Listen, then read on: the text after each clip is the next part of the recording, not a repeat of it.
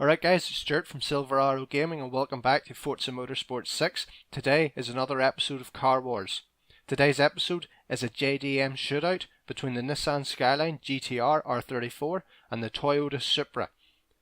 Today's episode will be at Lime Rock, in which we'll run 3 laps of the track to see which one's faster around the circuit. Alright guys, and first up it's the Toyota Supra. This car is a 3-litre 6-cylinder twin turbocharged engine. It's a 6-speed manual mated to a rear-wheel drive system. Let's see how it does on the track. So far, a very good launch up into second gear at around 50 miles per hour. Coming down to the first corner, hard on the brakes and throwing the front end in. Feels really solid.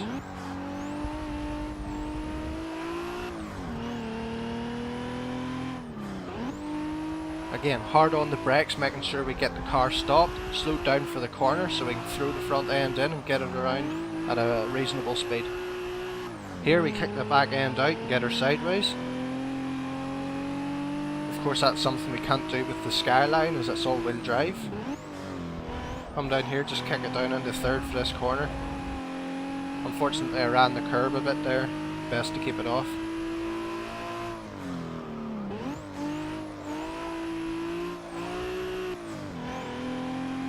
Car's feeling very strong, it's good through the corners, it's well planted, well balanced.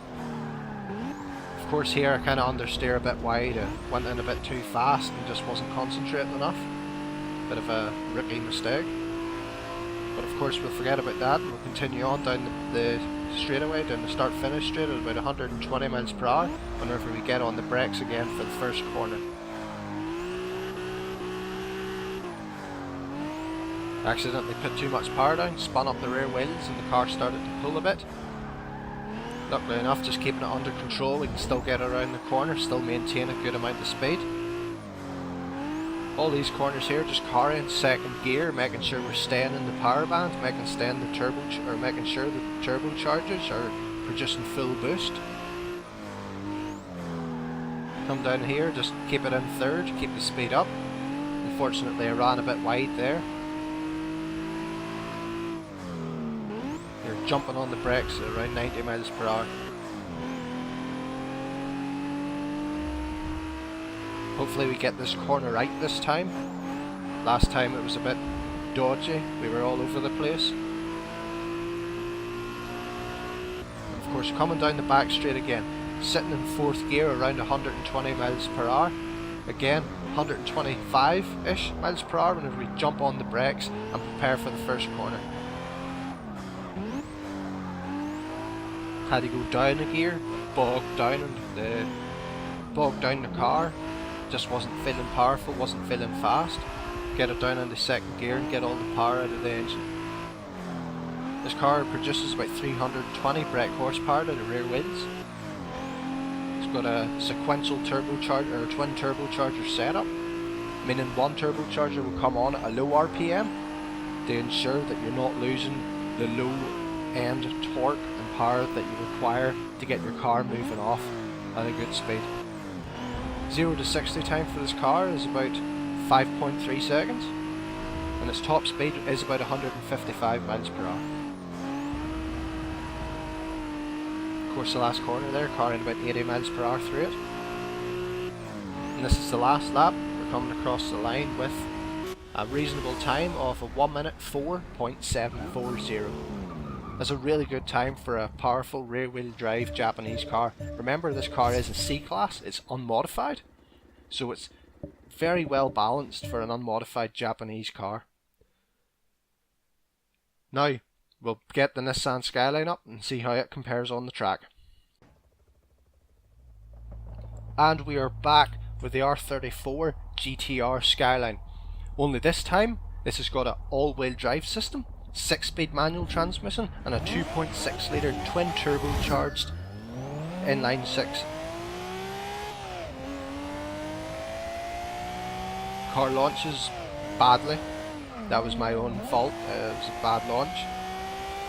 But luckily we got the speed up, we're coming down into the second corner here, travelling about 50-ish miles per hour, just under 60 miles per hour. car feels really well balanced. You can put it into the corners. It's got that all-wheel drive system. It's accurate. It's, you know, it's point and shoot. Of course, we can carry a lot of speed through the corners with the all-wheel drive system. You can get out of the corners much faster and much easier because you can just floor it, and the car will transfer the power correctly. Coming down here, we're approaching 100 miles per hour whenever we hit the brakes and prepare for the corner. Coming down the back straight, it's sitting on par where the Toyota Supra is sitting, just around 120 miles per hour whenever we get on the brakes for the first corner. These cars are very evenly matched, even though the R34 Skyline is a B class and the Supra is a C class, but that's just down to the all-wheel drive system. These cars are so evenly matched in terms of power and in terms of torque, or horsepower even.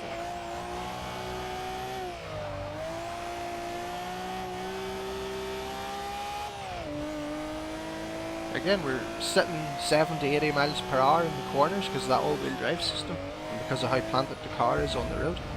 Coming up through this corner, I just jumped the curb a bit, slowing this down fractionally. Again, at about 100 miles per hour, we're jumping on the brakes and getting the car set up for each corner. Accelerates well and it sounds unbelievable, so it does. Really strong sounding engine. Of course, that's the RB26 DETT inline 6, one of the most iconic Japanese engines out there. And now we're on the last lap, again around 125 miles per hour, we're jumping on the brakes hard, we're getting the car turned in for the first corner, holding a good speed of around 80 miles per hour, but for the second corner we need to slow it down a bit or else we'll understeer. Coming down here and we're just again sitting in second gear, putting it around these corners, making sure we're accurate, making sure we're balancing the throttle and maybe a bit of braking if it's necessary.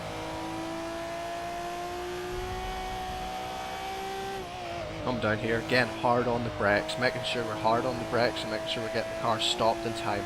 Don't want to be braking too early or else you're going to be losing time, and you don't want to be braking too late or else you're going to end up on the wall.